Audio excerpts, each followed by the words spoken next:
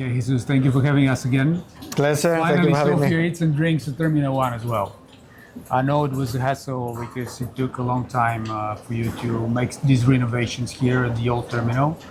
How is it going? Now everything is open. Do you have any further plans to expand the food court or the retail shops here at T1? In Terminal 1? Yeah. Well, Terminal 1, we already optimized the square meters, so we utilize everything to the maximum. So because Terminal 1 is a small terminal, there is not too much space. Yeah. And so frequent passengers that are flying frequently with Wizz Air, they know that Terminal 1, we don't have too much space. The boarding areas are very constrained, but that's why we decided to optimize and maximize the square meters for seating area, for commercial, with the mix between the food and beverage, retail, so that we can offer everything as we can to the passenger. It's not an easy terminal. It's not very functional because it was built and designed in the 1937, and then it was expanded several times. That's why it's time to retire the terminal, no? But still is playing a very important key role, no? Because Wizz Air is growing strongly in Sofia, so Yeah, that's a fact. it's good, and you know that Terminal 1 is operated mainly by Wizz Air, and we are adding capacity to Terminal 1. We add 2 new gates to Terminal 1, so used to have 6, now we add 8, because from June, Wizz Air will have 8 aircraft bays, so they need 8 gates in the peak morning. But not only gates, but also security, because we extended the security checkpoint, the security lanes, because they will have a very peak hour during the morning hours. That was always the main bottleneck, the security checks here at both sides in Terminal 1. So now I think there are 5. Now I have 6. Total? 6? 6 in total, 3 and 3 Yeah. in both wings, but also parking. So Terminal 1 is growing and I continue playing an important role. Parkings are starting to be to run out of capacity. Security now is okay, so we extended with almost double the capacity. We add 2 new gates, and then we maximize the commercial offer to passenger. Yeah. We know that the retirement plan for Terminal 1 was actually postponed many times. Most of us who still remember the initial plans know that it was supposed to be closed even last year or a few years back. Yeah. Now it's going to be operational until 2031 at least. Yeah. If the project for T3 is finished Yes. by that time. In the meantime, are any other operators going to join you here at T1? Are you going to join Wizz Air? Mainly Wizz Air, but we continue adapting T1 for Wizz Air. Now we are finalizing a project to change the layout of the apron. So, the apron, your pilot, and now we have the center line is for the stands, no? Yeah. And then we are gonna change completely the layout. We are gonna have stands in front of the terminal, or And in front in the of, back. and then in the back, and then the center line for a taxiway, 2 C codes or 1 E code. Yeah. So we will have 8 stands in front of the Terminal 1. So in front of 8 gates. So this is perfect. That's for almost doubling the capacity of the apron. complete. Yeah. Oh, that's a good thing, because we can just suppose that Wizz Air is going to base a 9th aircraft or even a 10th. Yeah, we Sofia. continue working with them, offering very good incentives to grow here. The Sofia and Bulgaria have a big potential. They want to grow here because this is their home market, and then because we are adapting the Terminal 1, and Terminal 2 is designed for them as well. So, but Terminal 1 we are designing and adapting to reduce turnaround time, to reduce turnaround cost. So this is the way to keep on growing with the low cost. We haven't spoken in a lot of time, so how is the progress regarding Terminal 3 going? Are you going to start with the construction this year, or Yes. there will be some delays? No, we are on time with the construction, with the timeline, we are on time, we are on track. So we are expecting to start in September, because in this summer, June, July, we are expecting to receive finally the construction permit. Okay. It was a long period because we started in 22, 23. It is 2 years for the environmental impact assessment, also 2 years to receive all the approvals from 14 authorities. It's more complicated for an airport because it's an strategic asset and the decision makers is in the national level. So need to go to the Council of Ministers and they need to receive 14 approval from 14 authorities. So it's a long process. So we are now expecting to receive the final approval during June, July, and then starting the construction in September. So in September, we will start the construction. The first construction that we will do is we need to move the taxis. You know where we have the taxis in Terminal 2? Yeah. So there is where will be the new public area. So we need to build a new transportation center to relocate the taxis. And then there is also underground facilities, infrastructure, that we need to move them. So all this foundation and all this will start in September. So when we clear the plot, then so everything is starting in September. So far we are on track, and we can finish mid 2030 the construction. How is the change of government that is kind of becoming a habit here in Bulgaria impacting these decision-making processes and licensing of all these construction works? Oh, it's not okay. This is adding more difficulties, no? Yeah. Because since the beginning of the concession up to now, we had 10 ministers of transportation between. That's why I'm asking. Yeah. Between caretaker government and permanent government. So we had 10 ministers. No? So the thing is that every time we have a new minister, we explain the project. But what all of them have in common is that they quickly understand that the investment, the development, and the new terminal is going to bring a huge advantage and benefit to the country. So all of them, they've been supporting, despite of the difficulties to every time we have a new administration, so we need to almost starting again explaining. But then there is also a middle level in the administrations, in all the ministries that more or less remain the same, and this is very helpful. And the various agencies that have to issue those permits. Sure, yes, a lot of authorities that they are very important part of the process. They know the project from the beginning, and despite of the changes in the political level, the administrative level remain the same. Yeah. What this is helping a lot. Yeah. For the aviation enthusiasts, it's going to be really interesting to know more about this project that you're preparing for the apron. But also another question is the runways. Are you thinking about expanding in that respect as well? Because one runway is going to be out of capacity sooner or later for this airport. Is there any space to grow for Sofia in that respect? And have you already started this conversation with the authorities about expanding the airport in terms of a second runway? Yeah. So in terms of capacity, you are from the aviation, so we can run only runway. You can operate 20 million passengers with only runway. This is even the capacity of the Terminal 3 together with Terminal 2 will be for 20 million passengers. Okay. More than that, you will need a second runway. So because for many reasons, it's always good to have two runways. Yeah. Or you become like Lisbon, too constrained. Yeah.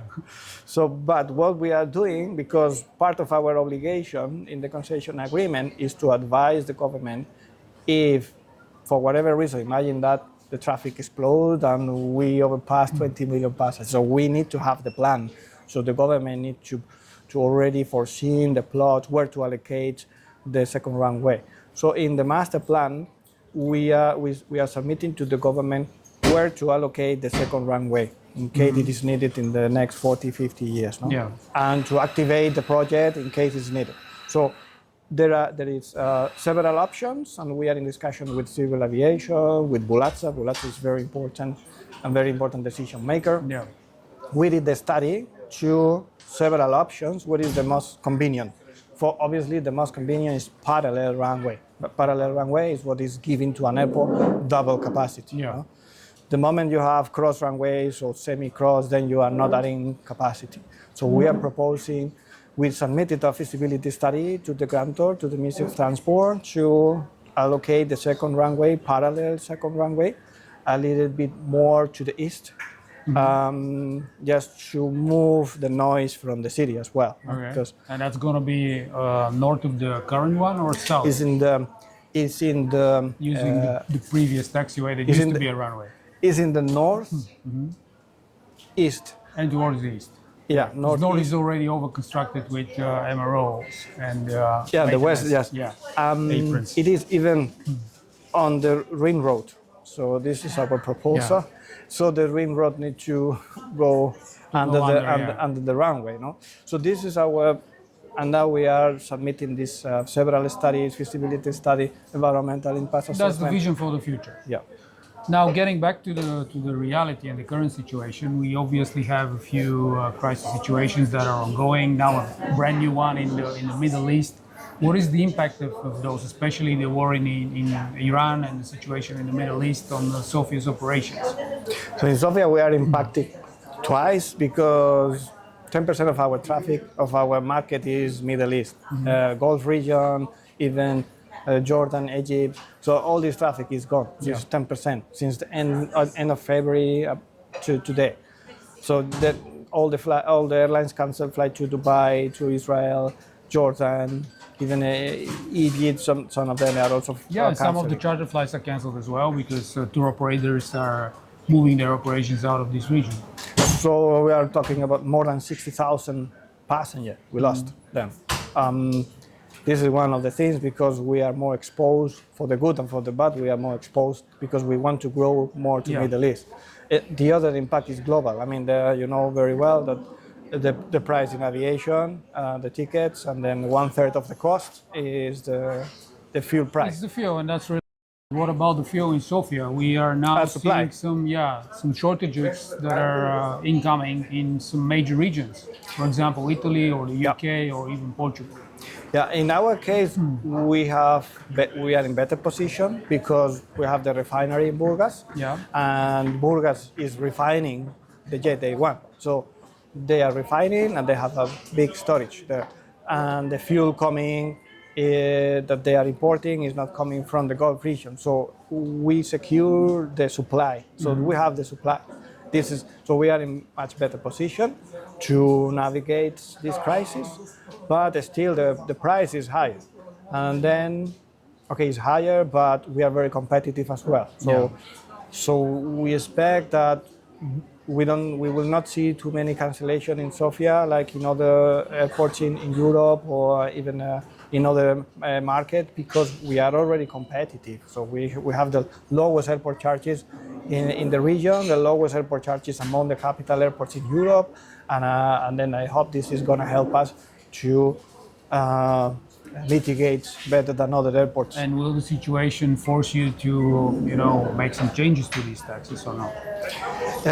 It will depend on the duration of the crisis, the final impact, because if we go beyond 150 euros the barrel, it's gonna be more impactful. So depending on the duration and the final impact, we will take more measures. So we have an action plan that we will deploy depending on because one of the main lessons learned after COVID in aviation, all of us, airlines, airports, we learned that it's not anymore this steady growth anymore. So now, even after COVID, we have Ukraine and Russia. It was 4% of our traffic. Then came Gaza conflict, another 4%.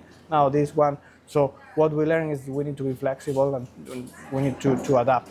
And we have several action plans to mitigate the impact. So let's see how long it's going to last.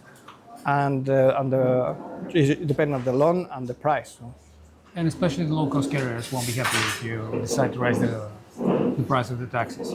Well, but the low-cost carrier, low-cost carrier, they have advantages and disadvantages. Yeah. For them, the price is even higher.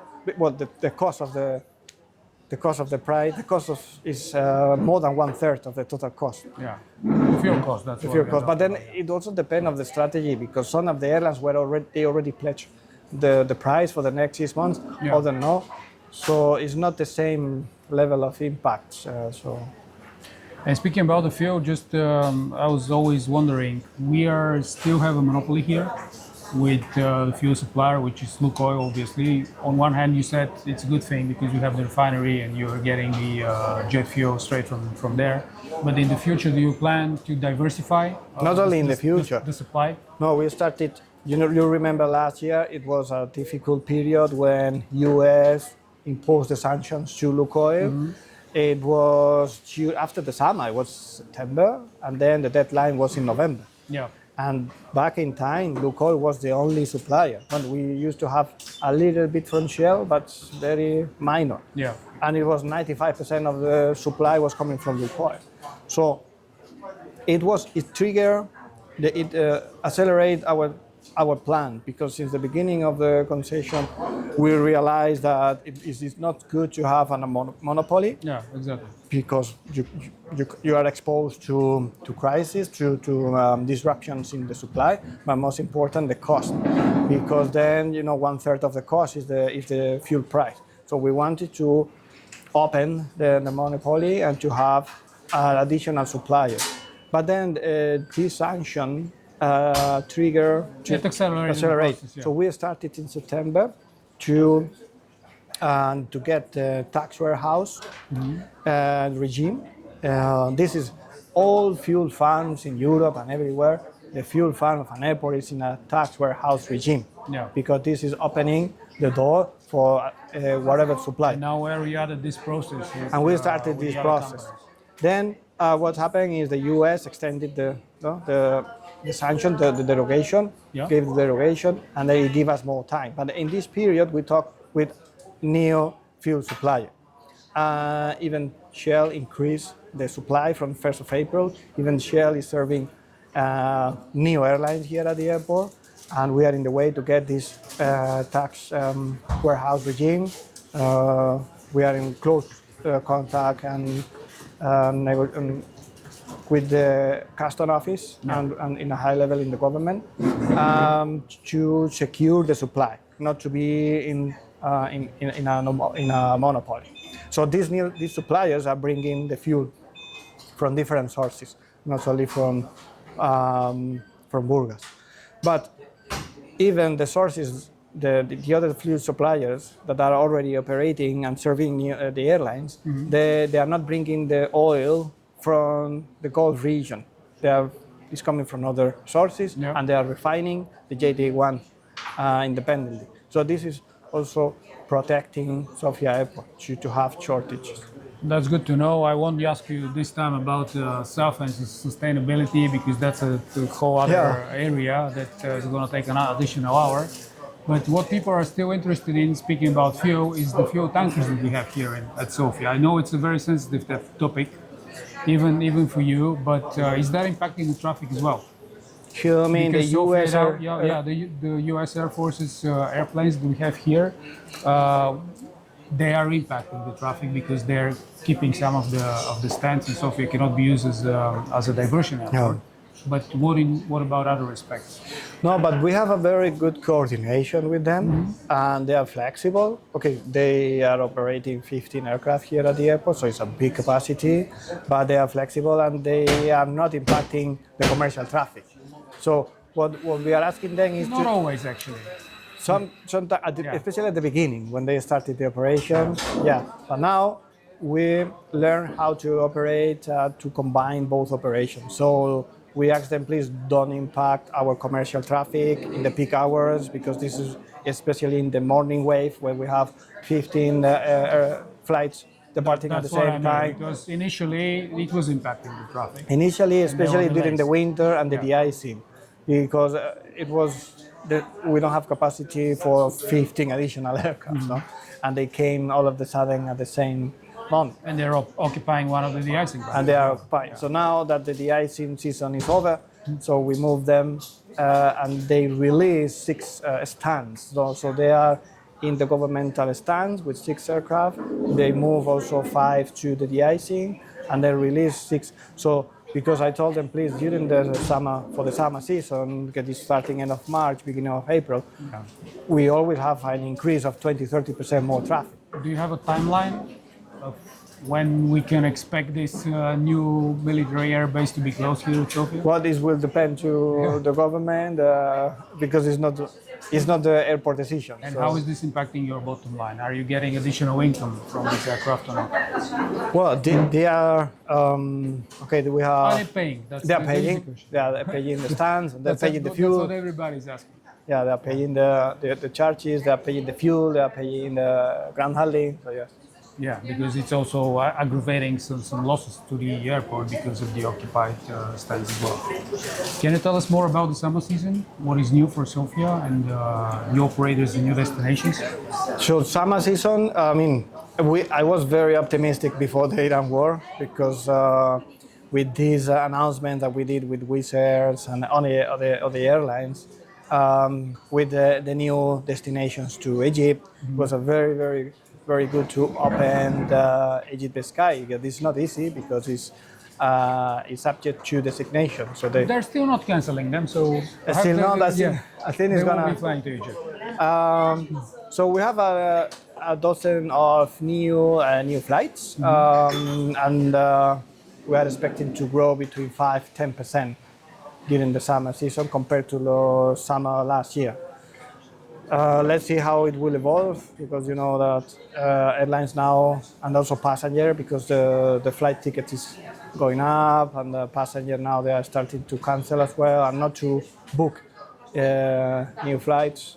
Yeah. But okay, let's see. I think in the worst case scenario we can have similar traffic to 2025. And if not, depending on how the crisis will evolve. So and the regular question, because some of our colleagues here was wearing this Sofia to JFK T-shirt today, and of course I had to ask this question because there was an airline that again said that they're gonna commence some flights to North America, but obviously that won't happen. Do you have any conversations or negotiations with airlines in that respect of we are transatlantic or even long-haul traffic, not to the US but to other regions? I'm having personal conversation with the US airlines. Yeah. You know that we are also managing New York LaGuardia, and I'm also board member there, so part of our airport portfolio. And I'm attending the meetings every 2-3 months, and I'm taking advantage of my trip there to talk with Americans, with Delta, Continental, and I'm having a discussion with them. No? Yeah, that's the most obvious choice because now they're going to have XLRs, and with those aircraft, they can easily connect to the East Coast. From Sofia as well, and onwards they can use their own networks. And this is the more natural way to open the connection, the connectivity. But are we ready? Is Sofia ready for that? And are we approved by the TSA in the US? We are approved by the TSA. So the airport is approved by the TSA. Obviously, American Airlines are already approved. And then what we are waiting now, because they see the potential, they see this is a good destination, we have sufficient number of passengers to open the routes, but we are waiting for them to receive aircrafts. So, it will happen the sooner they are receiving the aircraft, so they will open the routes. But this is the natural way to open, no? So it's a flag hub carrier flying to Sofia. No? So we can easily say that we are on the radar already. Yes, and that could happen. And I can tell you that personally, I'm in contact. I'm contacting them every in a quarterly basis. So I'm pushing to open this destination. I hope we are going to be the first to know. Of course. Yeah. When you have an agreement. And last, because thank you for your patience, what about the EEC, the new entry-exit system? Is that impacting in certain ways the operations here in Sofia? How do you handling with this? Yeah. Well, here it's not impacting because, first of all, as we enter in Schengen in 2024, beginning of 2024, then all our we double the capacity for non-Schengen facility because before everything was passing, everything was non-Schengen. Yeah. And so facilities plus border police. So now 30% of our traffic, before it was 100%, now it's 30% of our traffic, but we have the same facilities. So we were much better prepared than the rest of the airports in Schengen. So because the number of border police staff, the number of facilities, equipment, passport control reader, so we were better equipped in terms of capacity. So this is helping, but on top of it, border police here is doing well. So they are doing the enrollment, the percentage of the enrollment that the European Commission is asking to the countries, to the member. They are following the instructions. So This time they were prepared for a change. So this time they are doing well. So I have to say that congratulations, thanks to border police here. We are not suffering queuing, additional queues for passengers coming from non-Schengen. The only problem that I saw personally just recently was the organization of all this incoming traffic from the non-Schengen areas, from third-party countries. Because, for example, when we were disembarking at an airway, then the passengers need to go down and take the bus and go out. Would there be any new organization in that respect that makes the traffic flow more easily throughout the gallery of the terminal? But this is not linked with the entry-exit system. It's a separate. This is linked with the design of Terminal 2. Because Terminal 2 was not designed for Schengen, was designed for non-Schengen. And then in 2024 we entered.